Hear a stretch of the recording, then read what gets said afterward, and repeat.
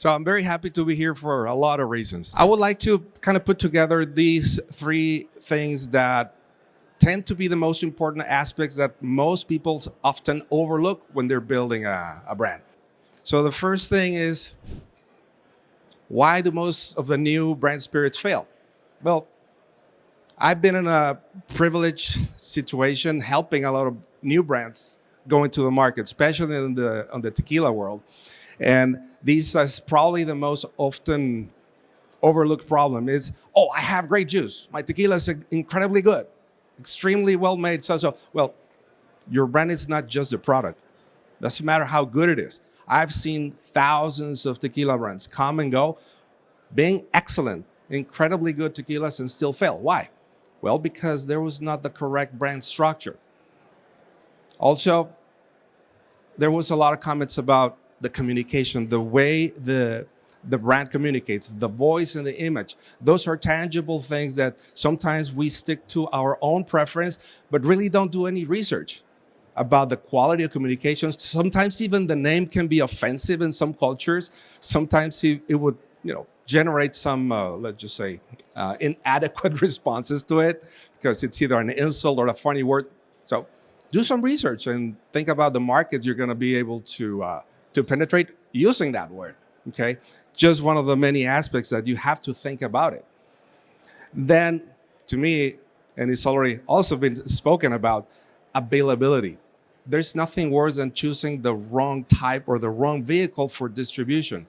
Because after all, no matter how much you talk about it, and if you don't show up and if you're not present, nothing's going to happen. Okay, so let me break it down into something more tangible. So we were talking about three pillars. And to me, none is more important than innovation. You have to be different. You have to think different. You have to be better in order to be different, and so on. So it's a two-way road. During almost 30 years in the tequila industry, I can tell you that new technology, similar to what happened in wines and many other spirits industries, is the key to innovation. You have to talk about improved products and the way they feel, the way they smell, the way they taste. This is something that's going to create a new culture about it. Sometimes people forget that old guys like me grew up with the notion of what a classic tequila style was. Well, most people, and especially most new consumers, don't care about the classic tequila profile. This is the reason why there are so many new brands being so successful, because they found ways to connect with audiences thanks to the product's style differences. Okay, and now this is something that I've been very fortunate to work with in my professional life. Creative minds, creating new stuff, creating new ideas. That's the first step. But you also need something that is sometimes very difficult to find: the combination of experience. Now, knowledge and experience is what really makes you an expert most of the times. So you may be the creative, but if you don't have the experience, it's going to get complicated, because with experience, most of the times comes, I believe it's one of the most crucial elements here, is skill. Knowing how to do things and how to do them correctly. In the spirits industry, especially in tequila, we have a really big book to things to comply with. And then on top, some other external sources may start adding noise to other criteria to classify, demonize, or whatever, coming back to the liquid. So you have to be very careful. But skill, it's always something that it's a big plus in your operation.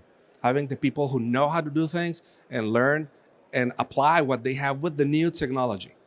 So for us, especially in A18, it's been a crucial element to connect this creativity with skill and experience. Then we move into, well, if we're talking skill and experience, well, new tools sometimes are really not that new. It's just finding new ways to use them. In our ways has been different modification on distillation, for example, or aging vessels, bringing more exotic ways of treating wood and wood vessels, and then putting liquid, not in the same way. Let's higher ABV, lower ABV, blending, aeration. All these technicalities are very important in generating your idea of creativity. So your tequila or your sotol or your spirit doesn't taste exactly the same as the others. And this is a very important source of this innovation that is going to put you in a different, more competitive position. Okay? And then one of the phrases that I love about this notion is don't be afraid to be the first to do it. In my life, professional life, I've been fortunate to, well, be there for a few of these instances on the organic issue, on the blending, French aging, American with French toast. All these things are going to be very important differentials, but if no one else has done it, think about it. Maybe you can. If someone else maybe didn't have the knowledge or the resources or the tools or a combination of all of them. But that's the only way we generate new knowledge, so new experiences and improved or innovative products. So innovation, then we go into a bit less tangible, which is style. Defining style can be a little difficult. Sometimes it's how we perceive things, how we see, how we smell, how we recognize all these things. But you know when you have created a style, when it just takes like one look and, oh, that's so-and-so. In the case of A18, well, the owner, it's a very famous person, Kendall Jenner. And in some instances has been an obstacle, but in most cases has been the most crucial component in order to get recognition and get positive ID from people, clients, buyers, and so on. So style is always going to be a huge attribute in your brand. And you may have this level of recognition, but the most important connections here is connecting with the heart. And I'm a big believer of something that's called emotional branding. And we have to separate what's objective to what it's emotional. The rational and the emotional side of things are also something that most brands don't blend correctly. And believe me, most of the times when you create a positive, meaningful, emotional connection, the result is going to be what you're looking for. Okay, so think about it. There's many ways to get there, though.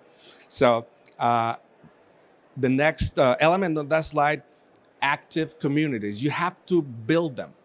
Our social media in Instagram, for example, it's 1.2 million followers. Our next competitor, it's 390,000 people. So this is a huge platform in connecting, communicating what the brand is doing, the product, not just with a lot of romanticism and fancy images. No, it's actually people using the product and having fun with the brand. So don't overlook this part. And I would resume this as multiply the opportunities for more brand experiences. And I would say positive brand experiences. Again, like you said, tastings, bar takeovers, cocktail competitions. Yes, those are very important ways to connect the product with the brand and the consumer. This is, for me, the one that breaks the deal most of the time. Execution, make sure that everything is working, starting with distribution. You don't have a trusted distributor. You don't have a distributor who believes in the brand, who knows how to sell the product, knows how to speak about it. Not a lot of things are going to happen. And I can assure you one thing. If you don't do those things, your distributor is not going to do it for you. In spite of paying them money, and well, you also mentioned that. It's just huge. It's very important. So don't rely just on them. Do your work. Show up. Pricing, sorry, but pricing is crucial.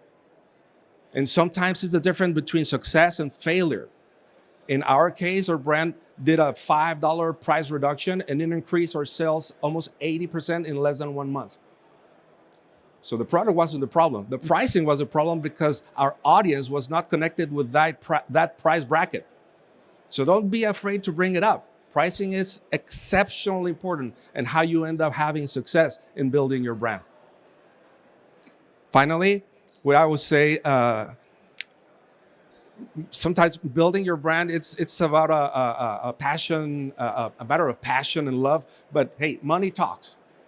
And you have to plan and you have to forecast as much as you can, because otherwise you're going to end up with a lot of debt and a lot of uncollected money. And well, you cannot do a lot of things with when those things become less available. Okay, so my final phrase would be, if you're thinking about building a brand, Think about all the things that you have learned today, but also focus on capturing their minds.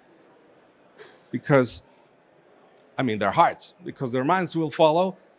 As I said, the heart is very important, and most of the decisions we make at this level are, well, more emotional than anything else. Okay, so thank you for your time, and out to you, Max.